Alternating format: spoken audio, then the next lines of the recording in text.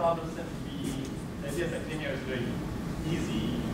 Of course, it's linear algebra or something, and you multiply matrices or systems theory and all that. Things are fairly easy.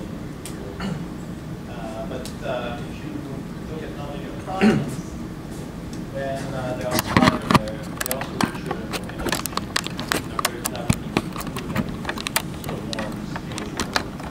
Then of course you heard about the butterfly effect, which is the butterfly goes like this in Australia and a tornado in Florida. Understanding this in a conditional way is very hard. So Benetton is a French mathematician who kind of did a classification of catastrophes, and that's what they gave him. You know who this is? You know what that is?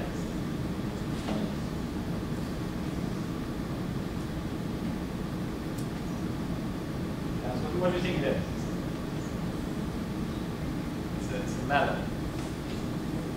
So it's not a Nobel Prize. What is it?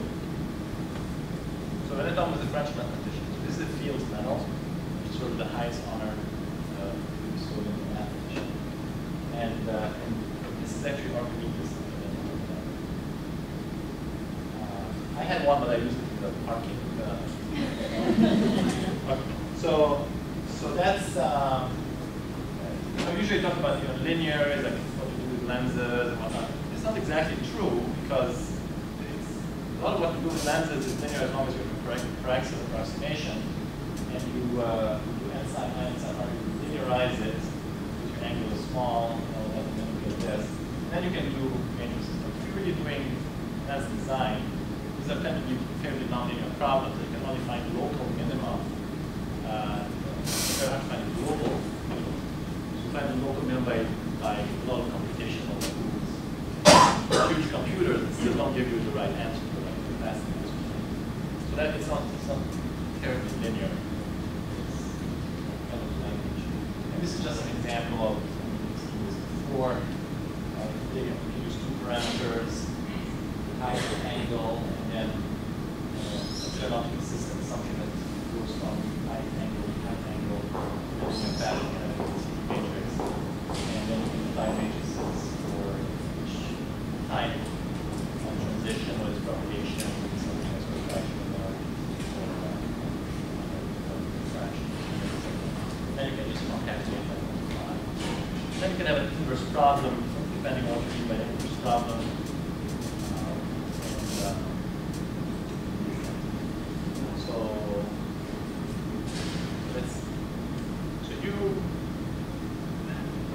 Should we stop at 5:30? Is that the goal? Because Leon is coming at 6:30. Let's get up now.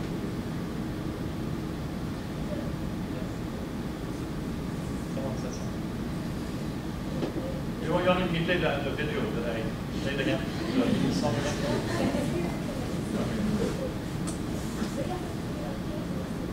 Oh, so you want me to stop now? You have to put off cam stuff for us? What's that? Hotel? Everything is within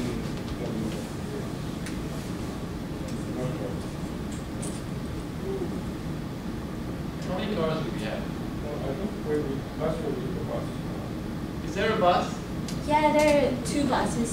And can they go to the dorm banquet first? starts at 6:30, so you guys will have an hour to get there. Bus usually takes 3 to 5 minutes to get. No, but can they go to the dorm first if they want to shower or brush their teeth? Leon told me that it's. You don't have time for that. No time for that? Yeah. Yeah, there are two So, wait. Take the 100 yellow bus. So how about this? You can ask after We're the lecture. gonna show a map after your lecture. Yeah, we'll No, the explain how to question get is not the map. The question is whether they get a little time off of that everybody needs to go straight. Oh, it starts at 6:30, so we should have about an hour. Some of them would go back to the dorms to freshen up. They want to. Yeah. How many people want to go to the dorm This should be before time. they go to the evening? The banquet starts at 6:30. You should have time to go back to the dorm. How many people want me to stop now?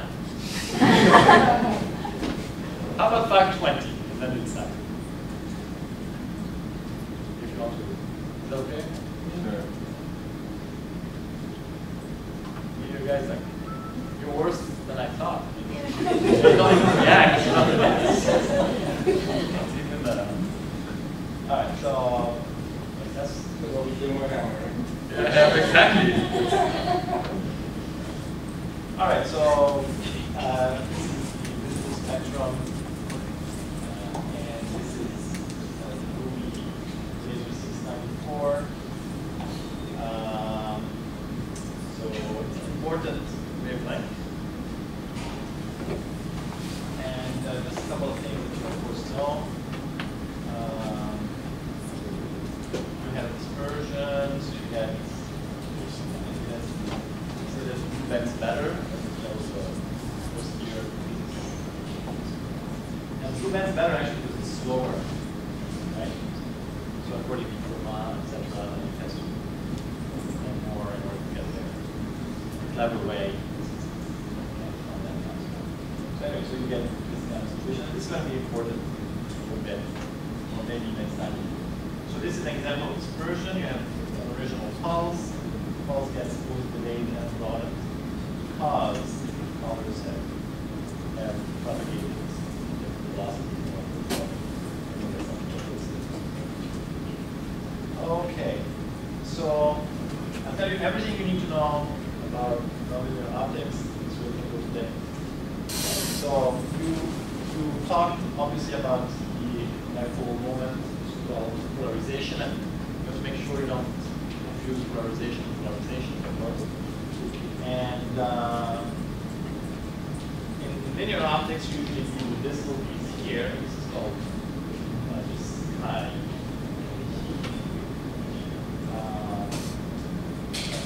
And everything is nice.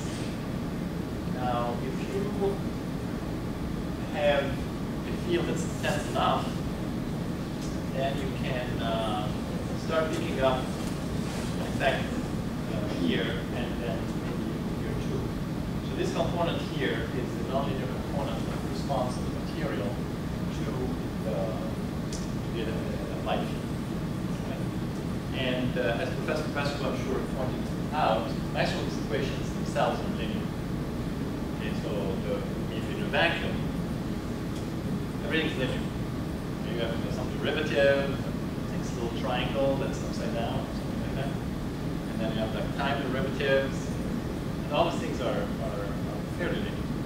Now it's only when you go into material, it's a material, once you have some electric field, there's a material there. This is what induces nonlinear. So this is like sort of a coordinate for constant. And of course, this is what tells us, I mean, this is something that's happening inside some glass or quartz or PVP or whatever it is that you have. Either just a regular light or a laser. So, again, I don't have a lot of time. We need to talk about, you can write lots of things. Anything you can expand in a Taylor series, right? So you can go whatever phenomenon.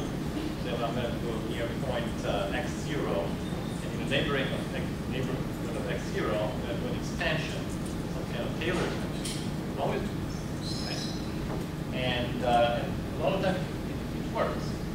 And if what you're applying is staying in the neighborhood of that x0 point, E0 point, or that E0 point, then you can use a lot of the nice tools. The first tool you can use is assuming that things are linear. Okay. So you're talking about the Lorentz model, and Lorentz group type of models. And what you do is you say, oh, I have a little electron and the nucleus, and the response is linear. So it's an X-like harmonic oscillator. Okay. So can you say this? Sure, you can always say this. Because if you write the potential, if this thing is stable somewhat, it's going to be at the bottom of your potential. So it's something that looks like this. And if something like this looks like this, in the neighborhood, if you do a one of these Taylor series, you're going to write a constant term that doesn't matter at all. If you don't force you take the derivative, the constants go to 0. And then you're going to have a linear term. And then you have a nonlinear term, the x squared term and x cubed term. And as long as you stay close enough there, then x squared is not determinate digit. And for small variations, then so this is something you can very easily write for lots of systems. You don't have to, it's not specific. Now the problem is that sometimes, under certain circumstances, it can get very big. And sometimes this whole thing may not converge at all. So you may be blasting your system with so much power, like the 10-second laser that just rips the electron from it. We're not talking about the little electron here and then the little electron field, and we're going to do this like a harmonic oscillator, and then well, the first thing that happens is that you don't get this nonlinear. Okay? And now you're anharmonic oscillator. You take higher terms. And you're going to do it. And then you can have a regime where it's completely out of this whole concept of series. And then you're going to see a whole bunch of other nonlinear effects, including so that's kind of the general. So you can go sort of 1, 2, 3, and then infinity. Right? So that's kind of the concept. So second order, we use something called second harmonic generation. That's very important. It's very important to the data that we use. So I'm going to talk about this. And then chi3 will also give you third order harmonic generation, and it will also give you something called tensor-dependent image suspension. And that will give you some very interesting knowledge. And we're still in the regimen where you have to make this case extension. And then after that, you go to the other. Okay, I tried to write this, I asked Professor Hill to write equations, and he wouldn't help, so I tried. This is my best attempt. So if you have your original E field is like E minus I omega t, this is time dependence, plus CC if it is a constant conjugate. So basically this is a cosine. You guys know this, right? This is a cosine. So if you square that and you go back, you say, okay, I wonder what the response would be if I'm linear. Well, if you are E minus I omega t or cosine omega t, and then you linear, then the response is cosine omega t. Now, if you have a quadratic term, okay, then you're going to have to square it. You may have to know what the cosine square of omega t is to remember trigonometry. And here, same thing. Like, that's what I'm doing here. So the complex conjugate is E plus I omega t. So if you square A plus B, then you get A squared plus B squared. So what is A squared plus B squared? It's E minus 2I omega t. Is E plus 2I omega t. That's E minus 2I omega t, or I 2 omega t, E plus I 2 omega t, 2 omega, 2 omega. Okay, you're getting twice the frequency, right? So that's the cosine. So cosine of what? Twice n, right? So you're going to generate the second harmonic. That's it. But you also get cross term, which is E minus omega t plus times the omega t as a constant. Okay? And so you're going to generate a constant term. And that's called rectification. And that's another kind of case. If you do the cubed, then you get third harmonic generation. Again, you can write the cosine cubed in terms of, you don't get a constant term here when you do you get third harmonic generation. Because you get terms like 3i omega t, but you also get a term which is E minus omega t, which is the same as what you started with, but you get more of it. So that's a term that enhances the index of refraction. And that's the origin of the nonlinear contribution to that. That's the origin of this term here that was talking about, that you have an index of refraction that's nice and peaceful, the same as the linear case. But now you can apply it in an intense field. That field is going to modify the index of refraction of the material by an amount proportional to the intensity of so you get this other contribution that's going to cause things like self-focusing and like trapping and filamentation, and also very nice. But I want to concentrate on second harmonic quantum change. So we're back in the 60s with the Beatles. Actually, this song was not done yet. So this is 1961. Do you know how many people have seen this before? Okay, well, this is a wonderful paper. It's very significant for a variety of reasons. Peter Franklin was at the University of Michigan, and in 1960, of course, Neyman came out with the laser. Everybody was very excited about this laser thing, and we were trying to do things. So they started having the idea of shooting the laser into some material. And what they did is that they generated second harmonic, just like I was showing you. You take the I omega t and you square it with the 2 minutes. So if you have a strong pulse of laser, some people say we need the laser to have nonlinear output. It's not literally true for a variety of reasons. There's some papers before and all. This is sort of a prehistory of nonlinear output. But the history really started. The history of nonlinear output started. And you needed to have enough intensity in order to get into this higher power Chi 2, Chi 3. So as we said, if you have Chi 2, you're going to get twice as big of the frequency, etc. So he took a piece of quartz and he took the ruby laser, which was at what wavelength? Do you remember? Hmm? 600 and how much? Let's say roughly 700, so that we don't have to memorize it. Okay? And you had to flash the light, you get so anyway, you put the filter. So 700 is what? What color? Yeah, 700. So it's red, and then he puts the filter, red, so that it goes past that, and then it hits the quartz. And then he sits outside, and he has a multiplier. And actually, he puts the filter at what frequency?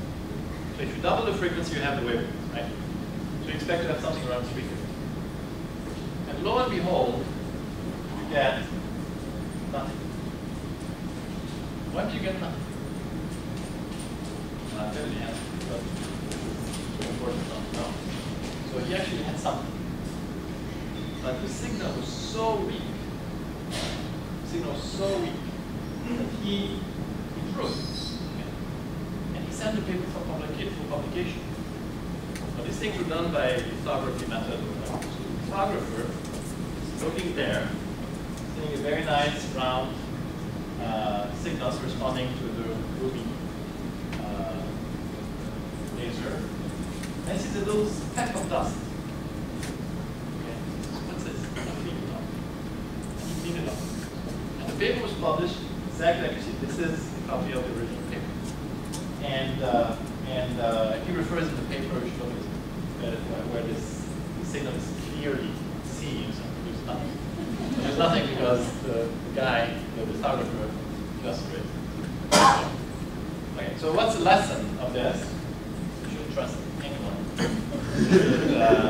You should always have them send you back the proof, and you should read it when they send it to you. Make sure that it's authentic. And the other lesson, of course, is that the signal is so,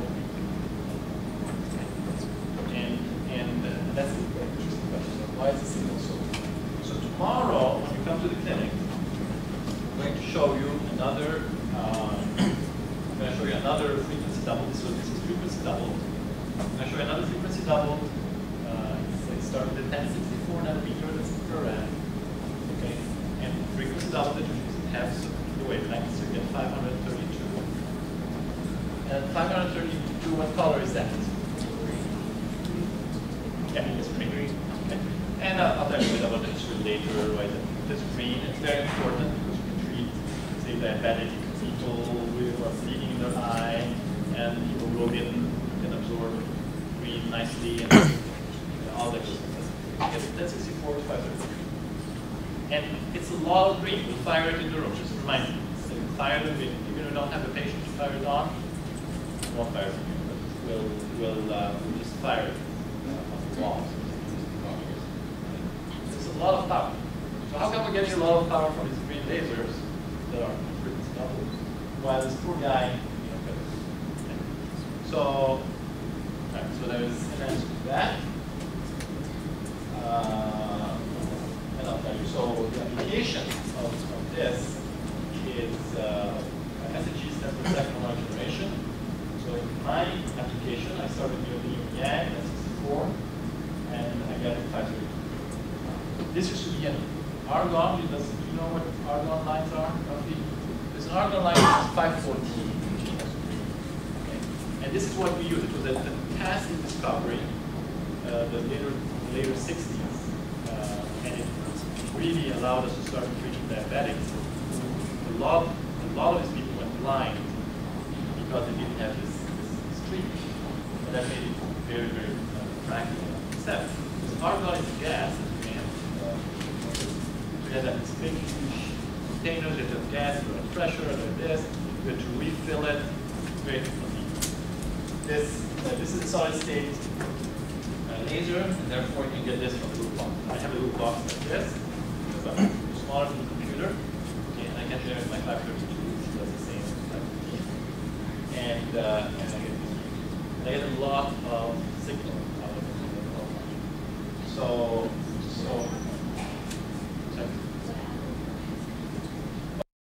the standard is a good question. So the commercial ones are, it's my standard setting, like start with, it's like 300 milliwatt, and it's like 0.1 second, 100 milliseconds per pulse. So it's like thermal. This is like thermal training. I'll show you the different machines. Just a second. So you have, and then you may go up, depending. Sometimes the patient is already bled in their eye. Okay, and maybe the patient has like a huge cataract, so you strengthen. Sometimes you're going to use it surgically. So inside the eye, this is close to the retina, right? And I'm going to laser with the cataract, and I'm already doing something very close like this. Then I may let it down. It's a range. The boxes come 2 watts. So you can crank it up to 2 watts if you want. It's not recommended for everything. It's almost as bad as don't do it at home. Don't shine the laser. So you get it. So the one fundamental question is how come you get this beautiful signal now? Poor guy, you're pregnant. So we're done here, okay? So I put this interruption slide. And that's the application. I show you the theory, I show you some application, I show you some physics, and then we're done. Now, there's a lot more. That's some time to do history, and I will do most of that later. Let me tell you about this guy. One more slide, and I will, at the very end, talk about what's going on. Okay. So that's Peter Franken. And he did an experiment with a borrowed laser. Okay, he borrowed it from this company in Albert, Michigan, and they had to do some cooling, so they had to use some liquid nitrogen, and the elevator actually was being repaired at the time, so they had to take this liquid hydrogen using the stairs. I have similar stories about femtoseconds later. And then his input. If you calculate this, you get about 10 to the 19 photons, and the yield is about 10 to the 9. So this is not very good. This is why this is better. Right? And I will maybe I'll just mention, this is a slide about 1, 2, 3 infinity with the parameter equal 3 I was talking to you about. So infinity is when you go way out of that Taylor dimension. So we'll look at some of this stuff. I'll show you. Let me just show you this. The key answer, let me just tell you the answer so you don't have to go to dinner and not knowing the answer. The answer is basically phase match. And so you're generating the second harmonic. This is your crystal. Okay, so you have something here, and then if you read it randomly, all right, then you're going to have destructive interference. There's no reason to believe that all of these little second harmonic waves that you're generating are going to decide somehow to interfere constructively. They don't, in general. So you have to do something to do phase matching. And there are some techniques to do that. A couple of techniques to do that. And we'll talk about that later. But speaking of sync functions, yeah, well, but the experiment was done, again, just a few days. This is the beauty of this whole theory of nonlinear optics. 1960 later, 1961, Peter Franken experiment with nothing, right?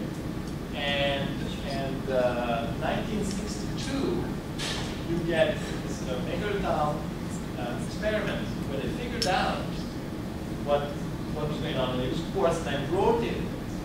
And as they rotated it, they go all the way from getting nothing, essentially, like Franken, or maybe way a bit worse, to getting a lot.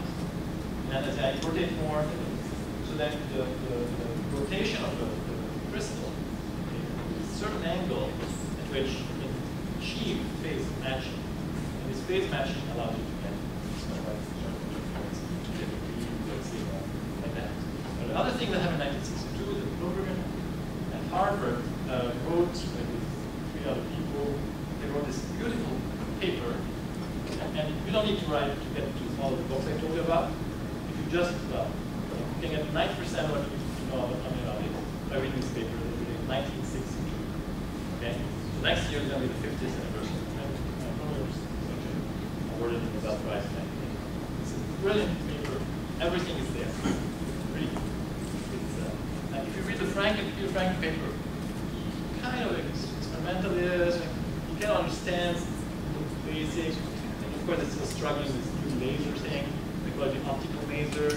Okay? And there are some things that say, oh my God, you know that. But the Bloomberg paper is classic. So we get it. There's nothing to do in the next few weeks. Okay, so we'll move on all the way to the end of all of that stuff. So give me like 7 minutes, and I'll tell you everything you need to know about the technology to be doctor's law.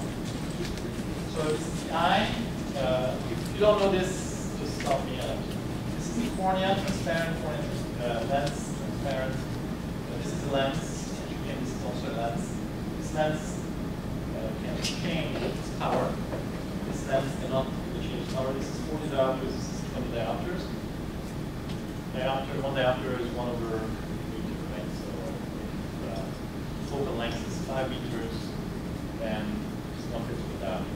It's 20 centimeters, then it's 5 diopters.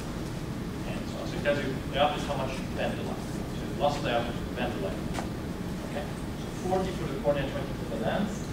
The retina is your detector, and then you have something that's the brain. It's called the optic nerve. You need 5 things in order to see the transparency, definitely. Not transparent, you won't see. The blood in the eye, you won't see. The cornea goes white, you won't see. You've got cataract, which lines you will not see. So you need the transparency. And you need to bend and focus the light so that it gets good. And the retina is functional. You need to transmit to the face of the nerve.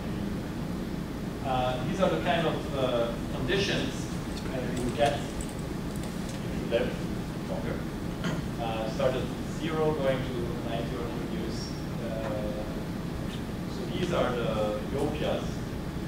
So nearsightedness would be last. Then you get glaucoma diabetes. We're going to look at diabetes. This is treatable with laser. This is treatable with laser. This is treatable with laser, FDA approved, just a few months ago. Okay? So you're talking about blue bells. And this is treatable time to date. So, but these are the ages, approximate age which get them, and as it gets darker, it means that you're going blind. It's do nothing. This is a rough estimate of number. Okay, she has glasses. This is cataract. So actually, I operated one a few hours ago. It was much worse than this. You don't usually see them like this in the United States.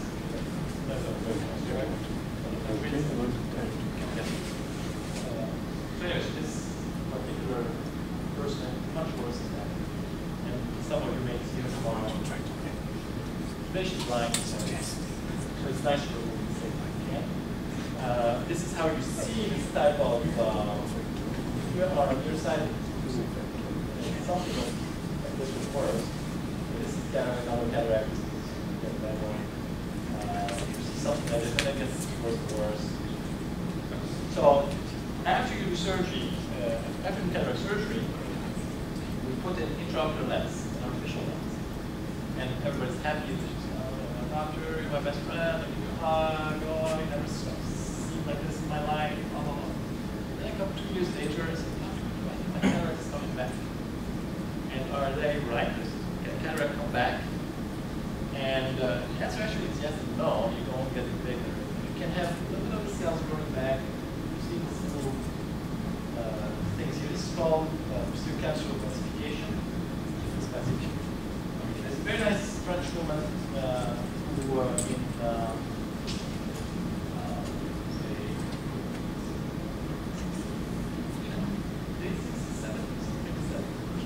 anyway, so she came up with the idea that you can, once they come back, say my cataract is back, you can use a Yang SC4 to open the hole here.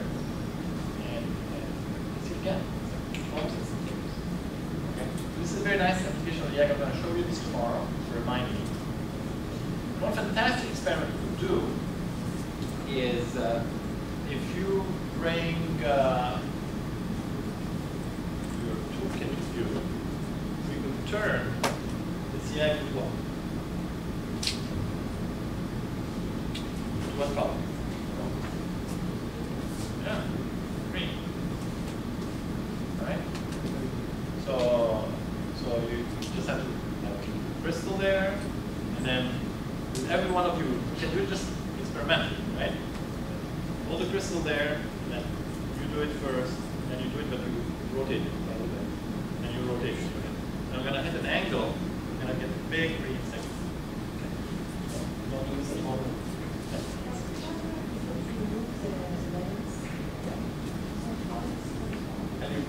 Okay, so you remove the lens and you put a new lens? Oh, yeah, but the bag in which the lens was is usually preserved. Okay, and then the back of the bag is the little cells that don't know you were there, don't know you did the cataract. They think their job is to keep proliferating, they do. And this is not 100% of the cases. It depends on the quality of the lens and the design of the lens, artificial. No, not in modern. It used to be done like this. It's not a good idea to keep it back. You make a hole in the front, so it's a bag like this, the cataract is inside. The patient is lying like this, looking up. Okay, let's back up. And then I make a little circle on the top end, and I remove the cataract. Okay, and I leave the bag intact. It's important about a circle. And then put the new lens inside it. So the back of the bag can pacify. We can talk more about it. I mean, we'll talk. We'll do this more. Diabetic retinopathy. So, anyways, you can Socrates figured out that you can burn your retina by looking at the sun. And there's this guy in Germany actually who treated these patients by taking them on the top of the building and looking at the sun and focusing actually the sun. This is true story. And Esperance actually had tried to use a ruby, laser red, to treat diabetes. It can like 10 times. And because the absorption of hemoglobin is very weak in the red. But then when the argon laser became available, it was a big miracle because there's a lot of absorption in the green, like hemoglobin. Okay? And if you hit it with green, the blood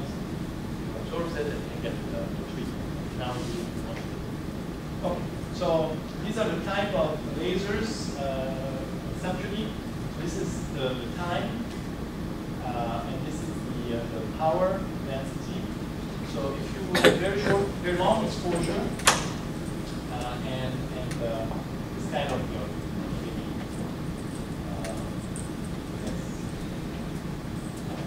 power is not very high, you have this chemical interactions. Not well, these are for something else.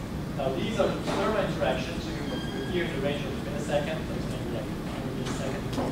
This is the green. It's here. And this kind of power. Okay. Then here you're going to get to some type of second. I'm going to show you some type of second. I'm going to show you some. So this is the absorption I was telling you about. This is hemoglobin. And so we have a lot of absorption here. So this is the red. I'm sorry, this is the green. This is 100. So you don't have as much. This is someone who has well treated. This is the X-ray laser. Ultraviolet. This is used for LASIK. And this is the 50 seconds. This 43. I'll stop in 2 minutes. No, 1 minute. So this, if you see LASIK with done with the keratome, this is LASIK flat. So we developed this treatment not in the 60s but in the mid 90s, and this has just created flat, and you're going to see how it is lifted to apply the X-ray laser for LASIK. Now it's great 5 times 7 laser. And that is good. And now you're going to apply the actual. So here now tracking, and you're going to apply the actual basically put that back in this case. One key question that's very important is the X-ray laser, unfortunately, is a gas laser, right? So it's the same sort as the argon gas laser. Can you get us some frequency double, or triple, or something that is solid state that I can bring with me whoever wants LASIK in the right? So the 10 seconds again, just got approved for the FDA for cataract. You cannot really do the full procedure, but you can do some. Okay, so that time,